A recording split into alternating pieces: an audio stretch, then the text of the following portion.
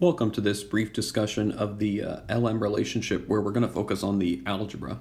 I actually said at the end of the previous video, focusing on the LM curve, the geometry, that we were now going to put IS and LM together.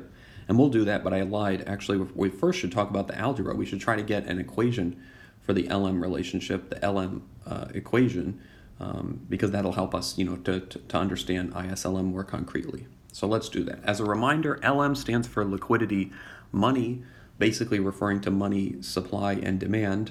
And we thought about what that looked like in terms of a graph last time. Today what we want to think about is that same concept, but now in terms of equations. So we're going to derive an LM equation. And in order to do this, there's no general purpose LM equation, right? It depends on the particular economy. Different economies would have different curves that could be higher or lower. It would depend on factors like the money supply and the price level. We saw how, for instance, changes in the money supply would shift the LM curve. So to make this concrete, we'll have to suppose a specific demand curve, and we have one here. It's money demand is 0.2y minus 0.5r, and we'll have to suppose some specific values for the money supply, the real money supply. So we have m is 10 and p is 2. The equilibrium we saw on the diagram was that the money demand, the L, should equal money supply, m over p. So let's go ahead and plug in for that. We'll have m over p is 10 over 2, so that's 5. And money demand, we're told, is 0.2y minus 0.5r. And we saw that, in some sense, this is our LM equation, but we saw that on the graph, what we'd like to plot is r against y. So we'd like an equation that says r equals blah, blah, blah in terms of y. So we'll need to rearrange this to get in that format. What we can do is we can move all the r's to the left, so we'll have 0.5r, and we'll move everything else to the right, so we'll have 0.2y minus 5. Then we'll multiply everything by 2 because we don't want 0.5r, we want just r. So multiplying everything by 2, we get r equals 0.4y minus 10. And this is what I would consider our LM equation. It tells us the relationship between r and y, which is what we said LM is about.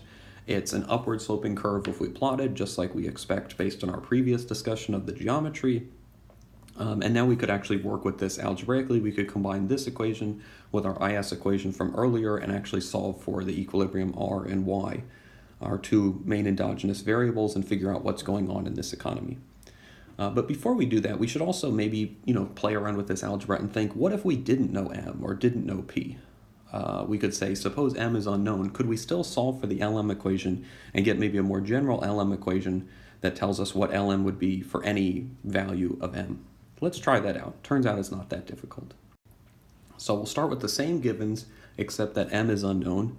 As a result, we'll want to set up the same equilibrium. It'll be m over p, the money supply, equals money demand, which is given to us as a 0.2y minus 0.5r. And now, because m is unknown, we can't plug in any particular number for m. We're just going to leave it there. And once again, we're going to want to get an LM equation that says r equals blah, blah, blah in terms of y. Except here it won't be blah, blah, blah just in terms of y. It'll be in terms of y and m. And hopefully, like before, it'll slope upward in terms of y, because we know that's what the LM curve is supposed to look like.